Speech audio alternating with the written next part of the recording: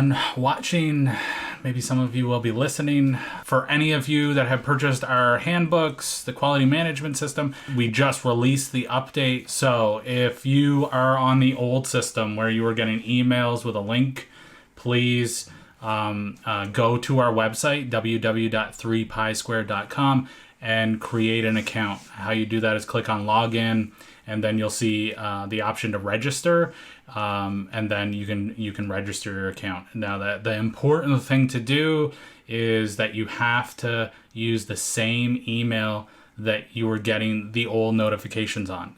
Otherwise, it will not match, and you won't get access to your handbooks. So use the same email that you were getting the old updates from, and then you'll be good. And that's how you'll get updates from this point forward. And then the last thing, Diana Cortiz's social skills group, that discount for ABA Business Leaders members, I'm pretty sure it expires next week. So if you are considering getting that course, which I highly recommend, now is the time to get it. You have a 30% discount, so use that before it expires. And that's really it. So now we can get into evaluations and using skill acquisition to set standardized rates and wages. Yeah, and as anyone who's watching live, if you have any questions or comments during our time today, just type it into comments, and I'll be keeping an eye on those the best that I can.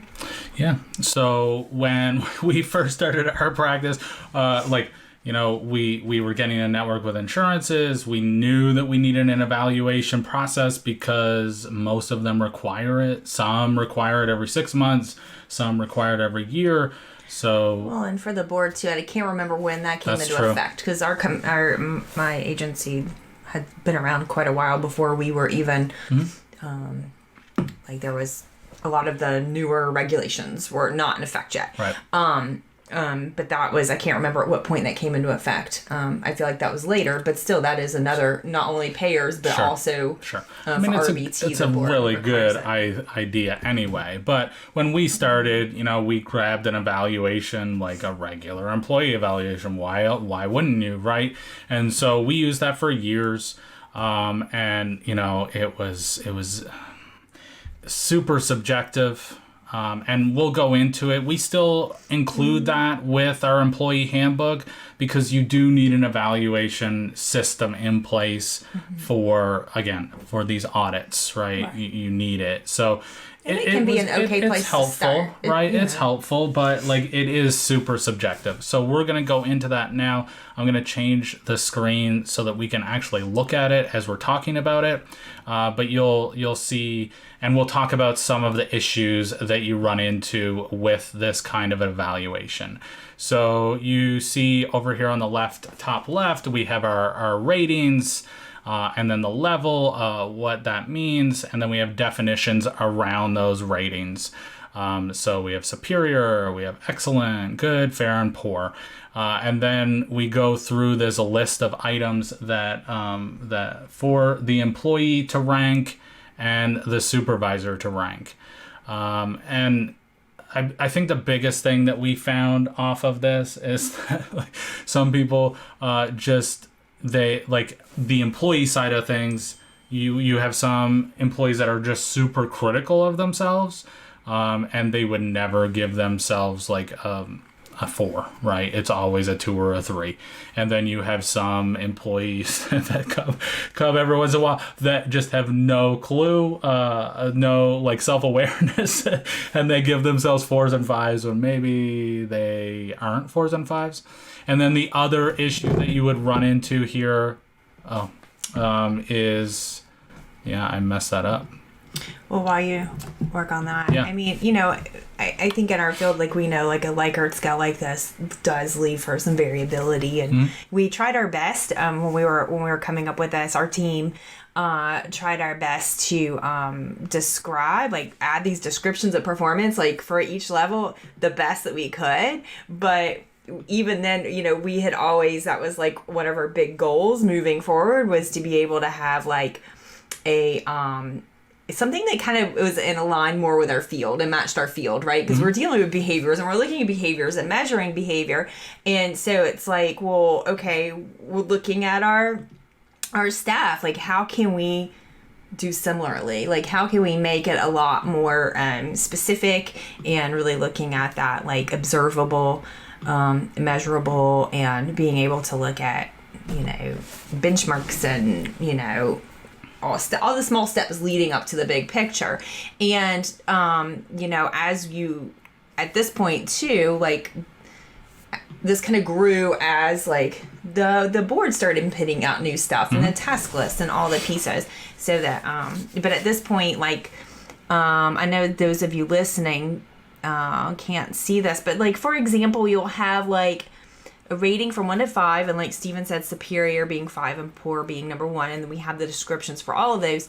And then, so, like, one of the random factors here would be initiative. So to what extent does the employee present new ideas, improve procedures, or otherwise demonstrate an awareness of clerical or technical changes related to a job? I mean, that's huge. That covers so much pieces. And so the way that we did it is we had our employees rate themselves. And then the supervisor, if they had more than one BCBA supervisor, the supervisors would meet together to, like, rate the staff. But the supervisor couldn't see the staff's ratings beforehand, Correct. Right? Yes. And so, and then the way that we did this to be able to get people to actually fill that out is we had the staff filled it out first, and the supervisors weren't allowed to fill it out until they got word that the employee had, like, Correct. The staff had, like, their supervisee had finished their piece. Correct. And that kind of helped keep them motivated to get their piece, because no one likes to, like you were saying earlier, there's, like, a wide variety of ability to, like, rate yourself and comfortable level with rating yourself. And like I just read a minute ago, okay, if I that's such a huge broad thing. Yes. And then that just brings more questions to me. Well, what do you mean? Well, in this situation, Correct. I may be a 4. In this situation, I may be a 2. And so, each 6 months that we did these, and we changed them. This was actually even not a first version. Right.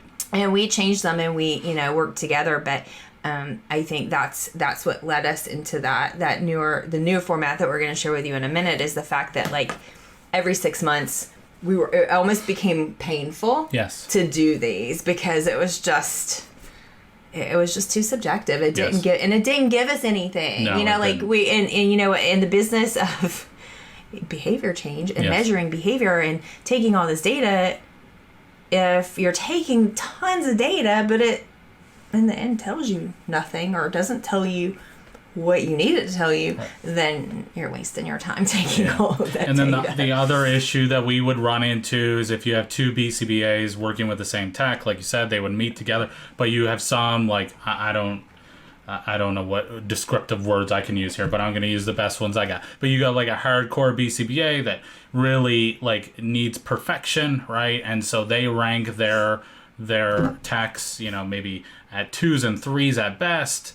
And then you have, maybe another BCBA that, it's a beautiful day and rainbows everywhere, right? And they always rank their techs 4s and 5s. When you bring those 2 together to try and, rank someone, that's very difficult, right? And so even with, these definitions that we have, it was very difficult. And then, the big issue was, even if that all went well, you're left with a score here, and I'll show you what that looks like. So this is the employees' overall rating, and obviously we haven't filled this out. And then you have the employees' overall rating from themselves, right? And then what we would do is we would go over the difference between what the supervisors ranked you versus what you ranked yourself, right? Right. So those who can't see, it's like a bar graph for the self-rating, and then we kind of have, like, a line graph, like, going to show, just to give a nice visual of, how you compare to what your supervisors are ranking you. And so what we found is, okay, we got this beautiful thing, and, this would actually elicit some questions, right? But the issue is, okay, we have your ranking now. now what do we do with it, what does right? that mean? So what does a 4 mean as far as a raise increase, right? Does it mean anything? And are we just using this to do our wage increases? Are we factoring in inflation? Are we factoring in time on the job? Like, this really didn't help us with wage increases. And so, again, it was super subjective and like, well, I guess this person's been here for this amount of time. We can give them this amount, right? Right. Well, like we were reminiscing earlier when we were prepping for the podcast, and I was remembering that, oh wow, this person's got like has had like 4s and 5s for the last 3 like evaluations. I feel like they're doing better. I feel like they are stronger now than they were 18 months ago. But I don't know. Like, we can't see any growth. And then the big thing that I saw within my staff, especially the tech level, and it was like, okay, if this is your career choice, even if this is your work, and you want to have value in what you come to work every day, spending all the hours and time, you want to have some value in it. And so Wise is one with few desires. Oh, well, thank you, Siri. You want to have some value, within your work. And so like, staff would come to me and say, okay, how can I, get to the next level? Or is this where it stays? So I'm just going to be this tech level forever. And so we'll talk more about that when we look at the new stuff of how we change things up, really help that. But it's like even looking at forward goals, like, what are we working for now? Okay, Sally's been at a 4 for a couple years now, and I'm sure she's doing better, but I don't really know how to measure it. And then maybe you have John, who comes in and he's at a 2s and 3s, but he's like really still not showing. I don't know. Like, it's just so, and this is where we would sit here and we would be like, well, okay, well, they're a 4, or well, this person was a 2, but maybe they're just still newer, or it was too much. And so then it led to it, we got in that slippery slope of like, okay, so, Mary's been here for 3 years and she's been at 4s, and she's just such a positive, bubbly person, and let's give her a raise. And then Jack over here is like fine, but maybe he's not everybody's favorite, and so we probably should give him a raise. It was like, it was just that weird, like, how do you know, and how much raise do you give? Correct. And and we started to like, this was kind of started to get me curious about like OBM kind of stuff, and this was before you really heard a lot of the OBM stuff. And so it was like, well, what exactly motivates your staff? Like, is a 25-cent an hour raise gonna do anything? And then how are they gonna know when they're gonna get their next raise? Or how can they improve themselves? Or how can they make more money? How can they, raise up in the company? Yeah. And so, so this was a super stressful time. Evaluations are not super fun. No, or they were horrible. They started to get a little bit easier as we were using the new system, because it was a lot more just straightforward. And it really took a lot of the personal, like, yes. Is ambiguity the right word? Is that? I don't know. There's like, definitely I talk about this in the ABA Business Leaders membership, but I hate evals. Like, they're the worst, right? I hate giving them and I hate receiving them. And I can remember when I used to work for a living, right? Like, I would build up this anxiety and resentment before the eval, probably 3 months before the eval, right? I knew it was coming, and then, I would do my portion of the evaluation, and then we would sit down with, I would sit down with my boss, and, we would maybe talk for an hour. And at the end of it, I just felt like, why didn't I get praise for this? And why did he just harp on this? Or like, what's going, like, and I just felt demoralized, right? And so, evaluations, and we talk about like doing them little and often, and this the checklist really helps with this, because it's real time, right? You're also giving the ownership to the employees versus you having to go and figure this out. So this also is a time saver.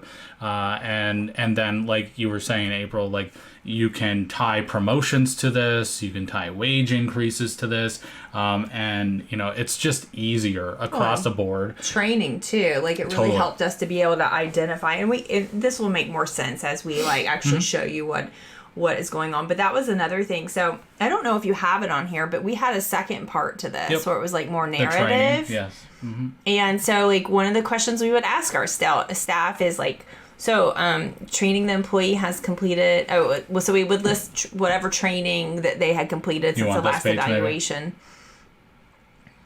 Yeah, well, we would have them like describe their job definition and what accomplishments. And I don't know that this isn't that terrible of an idea. Like some of these pieces might like you said, like get some dialogue going and really have that openness. Of course, a lot of the things in Stephen has this curiosity-based management stuff. A lot of the mindfulness stuff. Actually, I like even better than this piece. But just for a basic starting out, like to get some conversation going. And we would have like goal setting and development planning. And so, but what we would find is like how, so we would ask the supervisors to identify the needs of like, okay. And sometimes it was easier than others. Like they're, especially the people who may have a lot more needs. Like it was a little easier to identify, or newer staff members or, things like that. But still it was like you're having to sit down with a narrative. You're having to come from a place of just kind of bring it out of the air, looking at all these different skill sets that we're working on, right? And so you have to kind of pull it out. And so what we would find on here, like as an owner director, that I would look at these sheets after the supervisor would fill them out, would be like very generic, broad stuff, like, oh, they need more play skills. Okay, well, tell me more about what kind of play skills, what type of, like training could we offer? Or the tech would say, like what, this wasn't in all cases. Some people were very aware, very specific, knew exactly what they wanted, but it was like, well, I don't know, maybe some more data collection, like training. Okay, well, tell me what kind of data, like it was just still there, very broad, very vague, very like hard to take action from it. Right. Like it would almost take a couple like follow-up meetings to even identify and work through and get those goals set and defined, and that was just a lot more time and effort. Then it was really cumbersome too. Right. So the new system that we'll show you, it has everything like really just down to every tiny piece and step is tracked, and so it's a lot easier to find. Correct. It's a time saver for your BCBAs. It's going to be a time saver for directors, right? Again, like you said, like it clearly defines what areas need focus and what areas are mastered, and so you can spend your time where you need them. And then what's nice about this thing is that you can add your own custom goals to it. So some people will purchase this, and you can do this on your own, but we do have this available for sale. But you can create things around central reach, right? That where they're entering their timesheets incorrectly, or they're putting their information in correctly, they're uploading programs the right way. So you can really customize this for your company, which is really nice. But the way it works, and I'm going to zoom in on sections just because this is super small in certain areas. So up at the top, pretty much everything is automated. The only thing that you're going to have to list out is the RBT's name. So this would be or the candidate, depending on if they come in without their certification or if they already have their certification.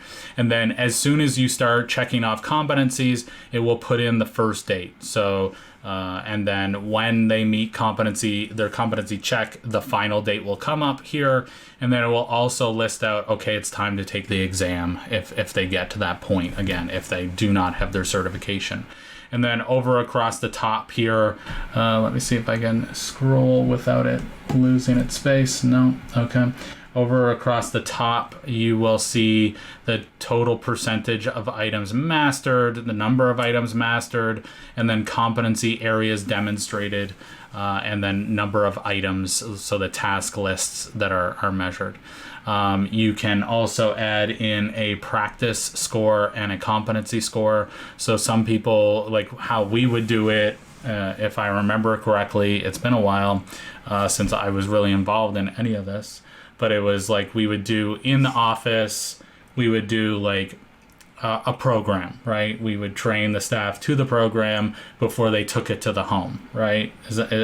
Right. Well, in some cases, and I'm sorry, I missed what you said. We had a couple of questions coming in, and so I was distracted for a second. But yes. Do you want me to do we want to go to those questions? Yeah, or? I just it's I'm having trouble seeing them on here because of the way they're coming up. So yes, these documents and materials are available for purchase within the business leaders membership, or so this you can go to 3pisquare.com and you can purchase the RBT checklist on our website. It's under the quality management system store. So this is where you would get this. Right. So this RBT checklist that we're going over. Now the old one that we showed at the beginning. That is included in the employee handbook. Handbook. Correct.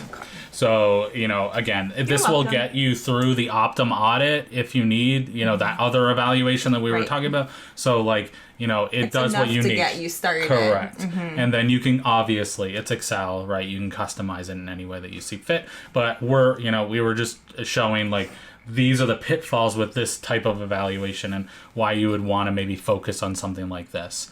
So up at the top, back to this. Asking. So an example, I'm just going through the practice score and the competency score. So the practice score would be you taking the tech into the office, you're going over a certain training, and they're practicing it to competency, and then you're checking competency with the child, right? Not always. Correct. Not always. Sometimes practice would be with a child, and the competency would be the child. Sometimes the practice would be not with the child, and the competency would not be in the child. The difference is that the competency has to be done on a different day. Than the practice one for master. Yeah. So before we get into the rest of it, I'm gonna go to how. So we have all of our skills down the left here, and then we have rankings, and we'll get into the rankings in a little bit. But the other big piece of this is the salary section of this. So I'm gonna zoom into this a little bit. So these rates are not meant to be anything. These are just random numbers. So please don't think that you should be paying someone this little or this much. It's really, there are many factors that are involved in this. So, the cost of living in your area is the biggest part of it, right? A good place if you're running into issues like, I don't know how much to pay my people, would be Glassdoor is a wonderful option to check out. So, that may be a good starting point. But when I am coaching someone to start using this, it's the minimum hourly or salary rate is you hire someone off the street. They have no experience in ABA, right? They're brand new to the field. How much would you pay that person, right? And then your maximum hourly or salary rate is going to be an RBT that's maybe got 1,400 hours. They're about to take their board exam, right? So they're not, all intents and purposes, they're not really an RBT anymore. They're probably doing programming or at least assisting with that and things like this, right? Yeah, so you're high level, very RBT. Experienced, RBT, right? And so this is your range, right? So, maybe it's 1250 to 20, I don't know what it is, but this is where you would enter it, right? And then what you have over on this sheet is that based on the skill acquisition, they're going to get raises. So the way that we have our system set up is it's a 3-point system. I'm not sure if this is easy to see or not, but we base it off frequency. So how often it's used within the company, how difficult is the skill. So is it low effort, low variability, or is it high effort, high variability, and you need to be precise? And then is it a critical skill? So a critical skill is like company dependent, right? So does the company feel as though this is a critical skill to the company, right? And so if you're doing a whole lot of social skills may be critical. If you're not, then maybe they're not, right? And so people can still learn how to do it, and it may still result in them getting a wage increase, but it's not a critical skill. Right, like for example, for our agency, pretty much every data collection type thing on here was like a critical skill, because if you're not collecting the data, that opens a whole can of worms for the progress of your client insurance issue, everything, right? And so but I like about the critical is just flat. It's like black or white, yes or no. Yes. It is or is not a critical skill. There's no like scale and there. So you can see right now we have one skill that's mastered, right? And so when I go over to the salary range, this is worth 25 cents. That one skill is worth 25 cents. But if I go back over here now and I say, you know what, frequency, it's not really super important. So I'm going to rank this as a 1. And then I'm going to say it's super easy to do. So it's not difficult. We don't use it very often. And it's not a critical skill. So I'm going to make it 1, and no. And then when I come back over here to the salary section, it's only worth 3 cents. So based on the rankings that you have within the system determines how much that skill is worth. And so when I'm coaching someone to start using something like this is, okay, give your techs a read-only version. And so they know, the ones that have the higher rankings are worth more.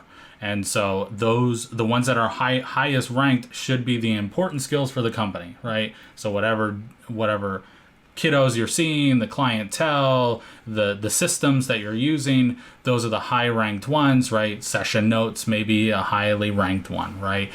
Making sure that they're reaching out to the parents may be a highly ranked skill, depending on what the need is for you. So, and then your techs will review the entire list, and then they're like, oh, okay, I'm going to go after the highly ranked skills. And then what they can do is then go to their supervisor and say, I think I know how to use this. I think I know how to do this skill. Can you rank me on this skill?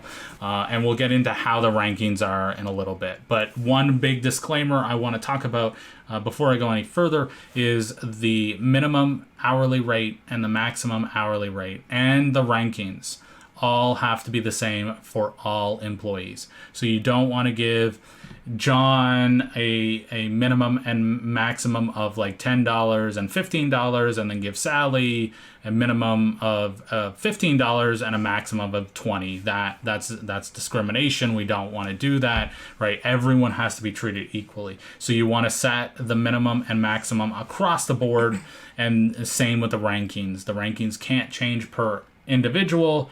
They either have the skills or they don't have the skills, and then the ranking determines how much they get if they have the skill. Does that make sense?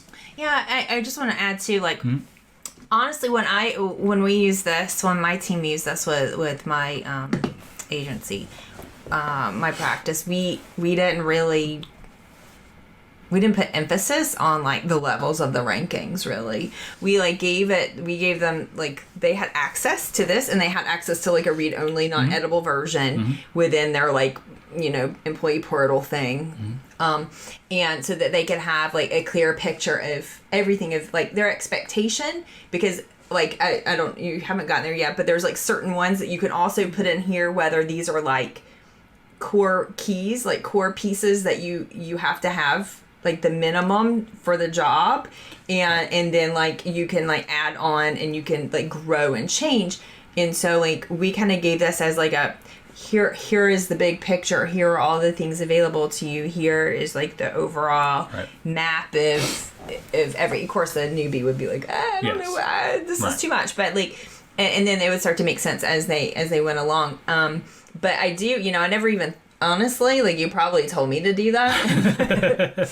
But I never, like, I don't know, I did make a big deal about, like, how, the rankings and these are critical skills and these are important to our team and our company, and if you like really focus on these, you can get even a higher raise. It was more like in general, like, hey, here's how you can grow in our company and make more money. It was pretty, and I will say, I don't know if this is a good place to say it or not, but, so what we started to do with this, which was super, super helpful within our practice, was new hires. Mm-hmm.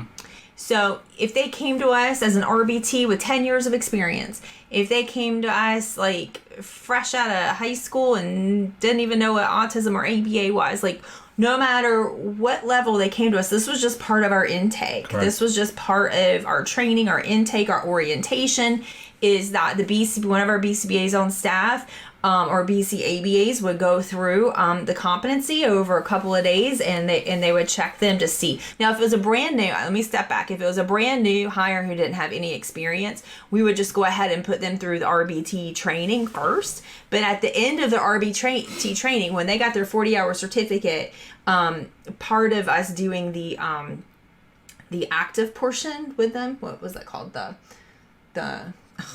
Anyways, like the practicum kind of piece, like where you're working on it together. Competency. Hello, competence. It's right here on my face. Competency. This is what happens when you start thinking too detailed.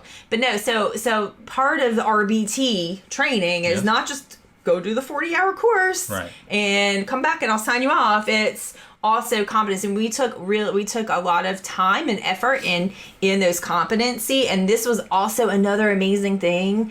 This was why our staff loved. Now, at first they didn't love these because they looked at it and they're like, wow, this is way too much. I don't know what I'm doing. But as soon as we trained them on it, everyone fell in love with it. So a new hire, they do the 40-hour coursework, and then they start doing their competencies. And this is like a great way to track all of those competencies and where they are first, stepping into our company, where they're starting out.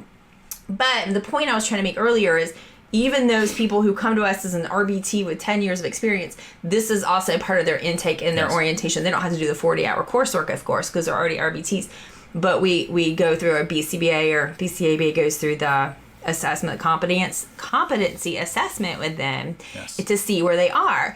And we were able to, we kind of were trying to, it gave us the information we needed to help know, and this is something you have to, it varies upon your state laws and regulations of employment, but knowing what rate to start someone out at, just because they're a RBT with 10 years experience, but if they come in and they're not able to do a lot on the RBT competency list and they have minimal skills, then you may start them out at a lower rate than you would perhaps, right? I don't know. There's kind of some trickiness and timing issues with that. Sure. But it also, if nothing else, it helped us to see where our techs were, right? Because there's various, and I think we could all agree that there are various levels of like RBT training certification courses, right? And so, that helped us to see where our new staff were, and then that was like their starting place, right? To get their like baseline. Yeah, and so what we can do with this, if you go over to the far right side of this thing, so let me see if I can zoom in here, so if it will let me, but I don't think it will just because of the way it's set up. Actually, it's scrolling. No. So what you'll see over here is the BACB competency checks. So basically we want one skill mastered from each section, each code of this. And so once each section or each code has an item mastered, then it tells you, okay, it's time for them to take their exam. So they have measured their competency. The other thing that we do with this is in this internal setting. So, after 6 months, we expect that a brand new tech or any tech has these skills. So we want to see green lights, right? And so This section has 1, 2, 3, 4, 5 skills. So you could go up to 5 and say, after 6 months, I need all 5 of these done. Or you could go as low as 1, right? And then what we would use these is just, it's a really quick way to see, okay, is this tech progressing as we think they should, right? And so if we see a lot of white here and there isn't much green, not many sections are completed after a 6-month eval, then we may be putting like a plan in place with this employee to say, okay, like what's going on here? Why is it that you're not getting these skills? Do you have these skills but you haven't talked to your BCBA about getting them mastered? What's going on? And then we put that action plan in place, and then, you know, after that certain time period, if they still don't have the skills, this may result in termination. And so this, again, hopefully that doesn't happen very often, but you're going to end up terminating people. That's just the way it is. And so, like, this is a really good way too, right? So again, this can help with any like lawsuits against like improper firing, discrimination. You can say, look, this person just did not have the skills that we require when working here, right? And then it's also very easy for your employees to say, oh, these are the deficits that I have, these are the skills that I need to work on. And then if you come over here, not all of these skills have treatment integrities, but a lot of them do, and we are updating this, and we can get into the update information at some point if we get to it. But when you click on this, what this does is it gives your BCBAs a standard tool to use so that everyone's training across the board the same. So again, it removes the subjectivity from this. And, you know, there may be some skills that need to have multiple trainings on this. And so you can totally do that. But this at least gives you a starting point so that you can standardize your trainings across the board. And then what I recommend is that your tech then clicks on it and they review it and they're like, oh, I can totally do this. And then they go to their supervisor and say, hey, I know exactly how to do this. Can you check my competency so that I can get the skill checked off? Well, and then a piece about that, like more the clinical side of it, is this is set up by using behavior skills training, so BST format. So I mean, of course, within each organization, you can decide how you would check off a competency. Sure. Like if RBT comes, it says, hey, I have this new client. I learned this new skill with this different client. You know, can at my next supervision, can we visit this to see if I can check this off of my competency assessment spreadsheet? But if it, you know, in that case, they would have already been taught using the BST method, and so they, you know, and gone through, and then like doing a competency check makes sense. But like if someone came to me, you know, supervisor said, I would like to, I'm pretty sure I know how to do this. Can you check me off? In our agency, most of the time we would say, okay, let's see where you're at, like to get a baseline. But then we would still go through the BST process, which is like, you know, you're still teaching it, modeling it, and all of that, and testing out. So that it's kind of like an errorless type procedure. Sure. But all of these, within all of the items on the task list, that program spreadsheet that Stephen pulled up a second ago, all of those are kind of like broken down into like step by step, kind of like a task analysis if that's the case, or you know, every little tiny piece that's needed to teach that skill, or that or to like show competency of that skill. And then there's also those forms also act as a data sheet as well. So when you're you know, going through that skill with them, you also have your raw data that's linked into the spreadsheet. Correct. So you can also look for, you know, patterns and, you know, error and like prompting and, you know, all of those things that can help you to you know, to teach your staff. Yeah. And then what you can do, like I mentioned earlier, but like create custom ones for your company too, right? So there may be certain things that you're doing, like social skills, or maybe you're doing you're implementing a different type of system, or you're doing school facilitation. I don't know what you're doing. Like any kind of right? policy or procedure that you want to check. Like if you have a special like call out procedure or something, you would want to have all of those things in here, because then that also helps to give feedback in a very specific, direct way.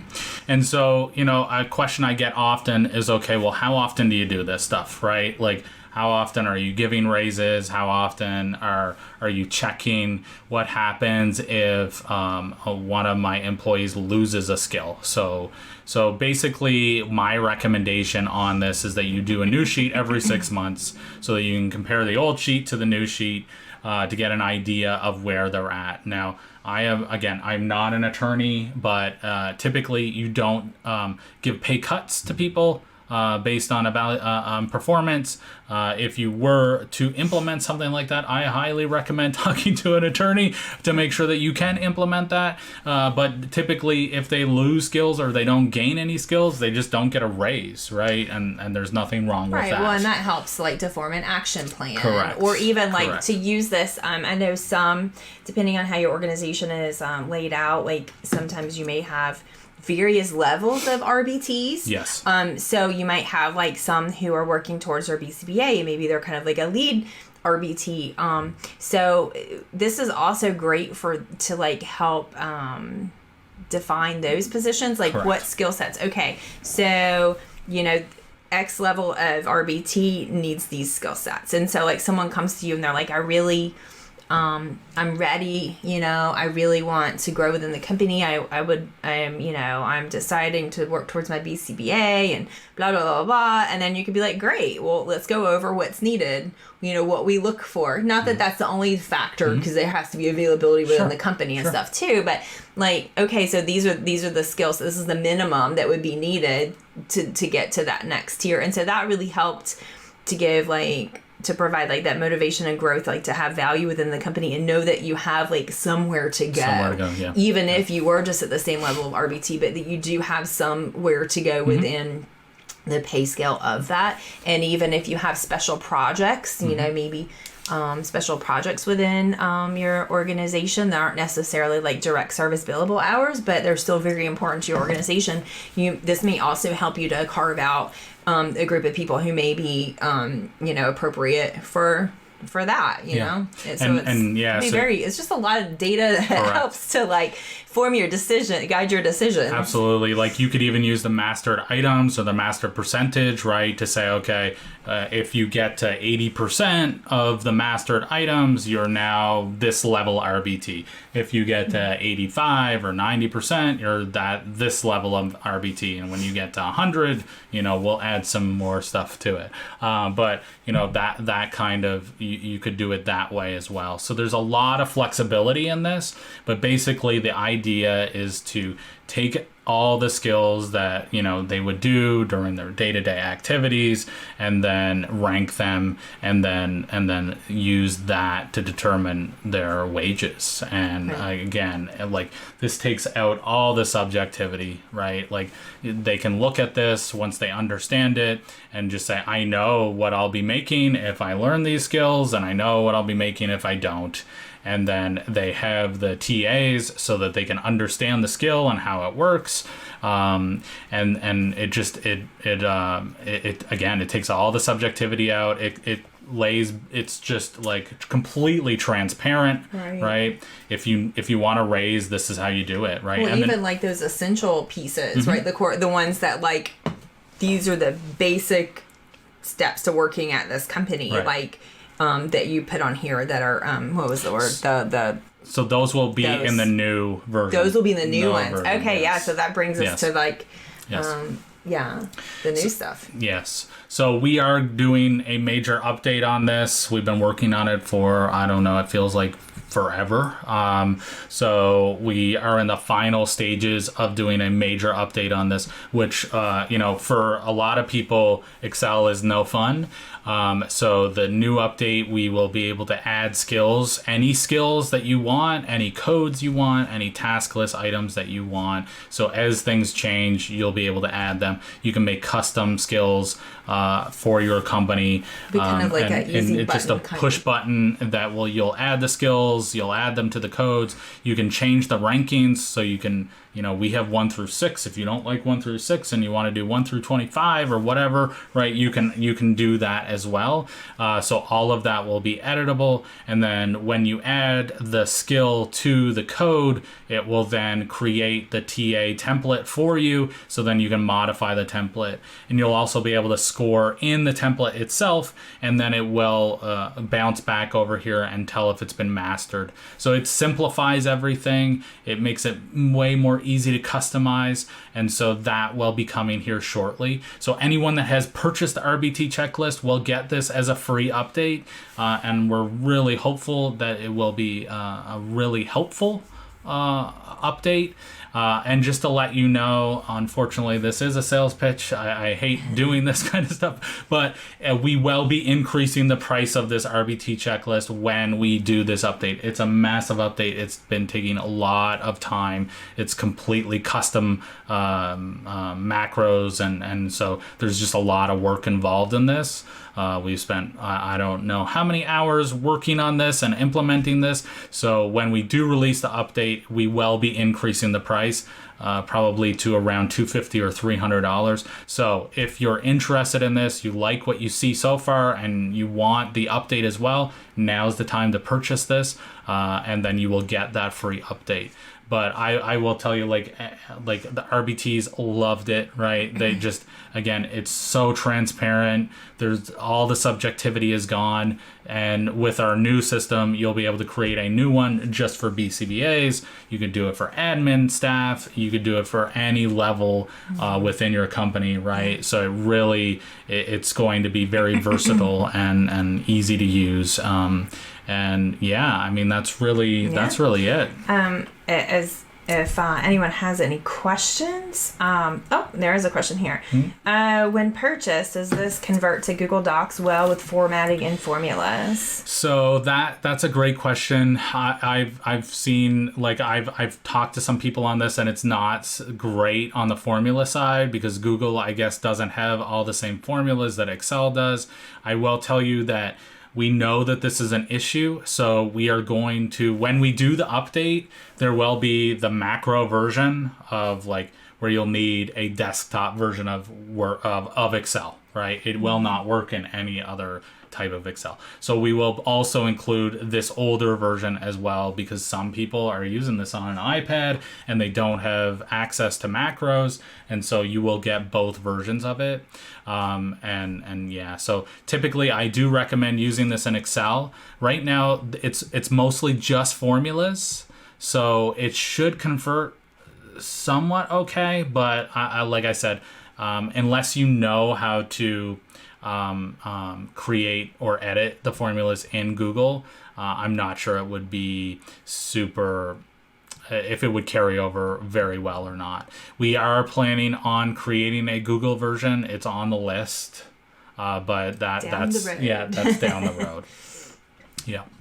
But this is one of our most popular products, to be honest. I was surprised when I sent this out about a year and a half, 2 years ago, how popular this was and how effective people found this. And I don't know that we even mentioned, it's not affiliated with the board, but there are on here all the task list items. Correct.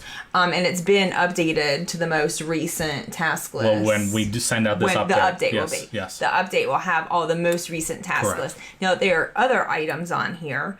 Correct. And we, if maybe you needed to do 3 out of 5 of a different data collection, and we tried especially on the updated one, to include things for all 5 so that you could pick whatever 3, and so that you have that room for growth. But then the new one will be editable to be able to add your own things and then as well. the other big piece of the new one will be, there may be just some required skills that are just they're like, you need this skill to have a job, right? Like getting to work on time. That's not a skill that you would give a wage increase on, but it's absolutely an essential skill, right? And so this would be on the list, and it would be a required skill that they would need to have, but it would not be ranked. It would be, yes, I have it, or no, I don't. And so there will be that option as well. Right, and I think that's important too, because, I mean, you may be an amazing tech. Yeah. But if you don't show up to work, or you don't fill out your session notes, or when you're not filling out your session notes, correctly, and then that leads to issues with recruitment audits and all the things, right? All the things that as business owners, so and I don't know, depending on the state, right? I know our state is like, you don't have to have a reason for termination. Correct. But some states like that could say like, well, these are the core things that you have to do for this job, and these, even though you've got glowing reviews here, you didn't get these, these items, or this this one item on, Yes. The other thing I was just thinking about was I don't know. I lost it. I totally lost it. I was going somewhere with that. Oh yes, the supervisors. So this was another thing that our team found really helpful, is if there were multiple supervisors for a tech, right? Because unless you're super super small, or have it organized in a way where a BCBA just has their techs. But that way, all the supervisors could share this, and they could see in real time where the tech was, if they it helped to organize it and for the communication, so that they didn't have to took that step out where they didn't have to communicate with each other. They would just go look at the spreadsheet. Exactly. It takes so much time away from doing this stuff, which is really important. But if you go back to the old way, the supervisors would get together for a couple of hours to go over all of the stuff, and what do they do, and how do we define this, and then then it would get so over focused on that one day that one person did that really dumb thing. Yes. And it's just And so and then you said, then they take it to you, and then you're like, well, okay, I got these things, but what does it mean? And then you have to have follow-up, right? And you're spending countless hours trying to determine exactly what is on the screen right now. So you just don't get raises. And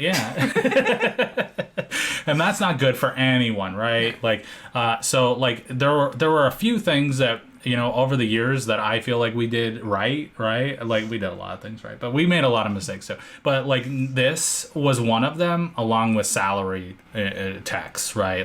And that dramatically decreased our turnover. When raises are transparent, when promotions are transparent, when you remove the subjectivity and you base it on skills, it just simplifies it for everyone. And again, the feedback I've gotten on this from other people that have purchased it, it's really helpful. That totally reminded me of what I was going to say. Okay, great. I know a big topic right now during this whole I don't know, I feel like the pandemic times have shifted everything. I don't know, in the whole great resignation and the high turnover rate and all of that. This is another way to track, to put that into as a piece of calling out last minute versus scheduling ahead of time, whatever your procedures are for attendance of staff, to really be able to track their cancellation rate and their, we have a whole thing for cancellation rate, but to put that within the spreadsheet, because that's, I mean, like we said earlier, if you are an amazing tech, but you're canceling 40% of your sessions and doing most of that at last minute, then, but and just when we're looking at our staff, and I think that was just one way, it gave this big picture, it gave the data. As a director, as we grew and I became more separated from all the ins and outs, and because there for a while when I was small and I was starting out, I knew all my staff, and I knew the kids, and I would see people, and but as we grew, I needed to know that I was getting a clear snapshot of what was going on. And then it was kind of similar to me, as the same thing as looking at a client's data, like when we did like monthly binder audits, like back in the day of binders. So like you could take a quick look at their progress or their lack of progress and see what's going on, and it just helps you to get curious and start asking all the questions. Same thing with here. It just really helps give you all the information that's needed so that you can then step back and get curious and start asking the questions to know like where to go next.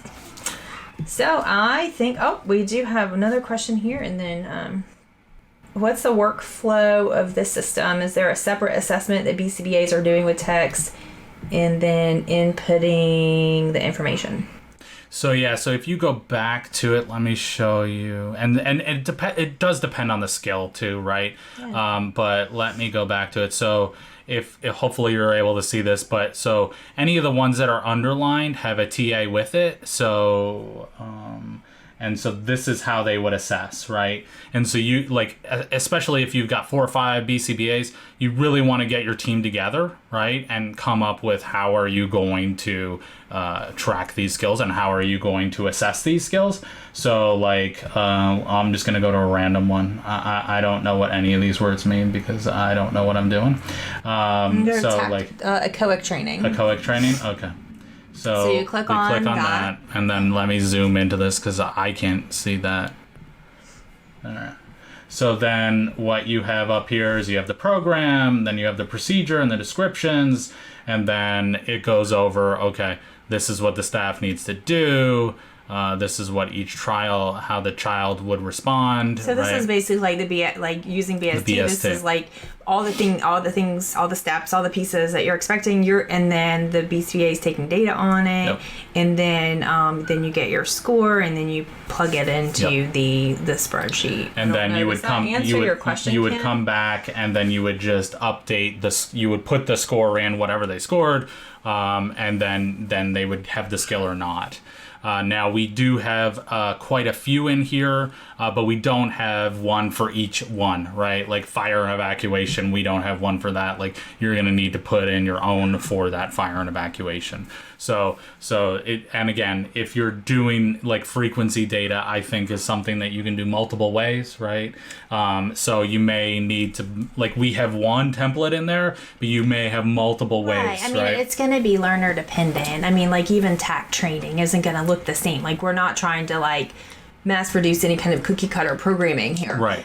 It's just a starting point. Right. And it gives you a starting point. And this, like, even as is right now, would be enough to the board use for the competencies for someone to become an RBT. And then you can move from there. Because absolutely, you're not gonna stick with cookie cutter, right? Like you're gonna want to personalize this. And then things like, entering timesheets in Central Reach or wherever. Right. This may not be the place to put this stuff, right? You may have a work instruction or some video that they watch that teaches them how to do it, and then they're either doing it or they're not, right? And the scoring may not go in here. They have the skill or they don't, right? So there may be a different place for some of this training. And those are all the things that like your leadership team, like looks at the job description of what your tech should do, and if that's something that like monthly, a tech should be doing,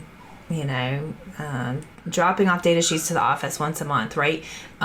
You would have to also define who's going to check that, who's going to, or think that kind of has a permanent product, but something that doesn't have a permanent product, something that's going to like take like some intermittent, like some like pop in, observations here and there, tracking that stuff too. It's just a really good starting point to get you going. And it's like, it's kind of like, I'm kind of geeking out, but it's like the option, like it's endless, right? Like you can do whatever, you can take it whatever direction that you want to take, depending on what kind of time you have, what you're wanting out of your staff. But at very basic, because I don't want anyone to also, our dog is like, time is up. Yes. But I don't want anyone to feel overwhelmed too, because I felt extremely overwhelmed as we were starting this. It is a lot, but just to get back down to the basics, it simple as is can be exactly what you need to start out for RBT competencies. And then like we had talked about already, and this is where we'll end it, and I appreciate your time listening and watching,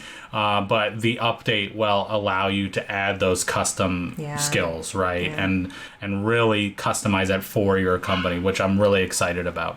But that's it. Hopefully this was helpful. Hopefully you maybe learned a little bit about how you can implement skill acquisition into wages and standardize your wage and raise increases.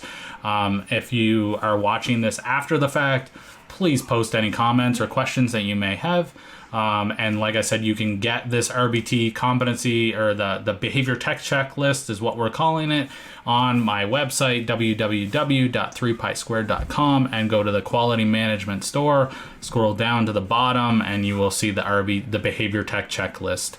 And again, we will be updating this shortly. It's going to be an increase in cost. So if you like this and you want the update for free, now would be the time to get it. Go ahead and get on Grab it now. Yeah. So again, thank you all for watching, anyone listening, and feel free to leave any questions, comments, and have a wonderful day.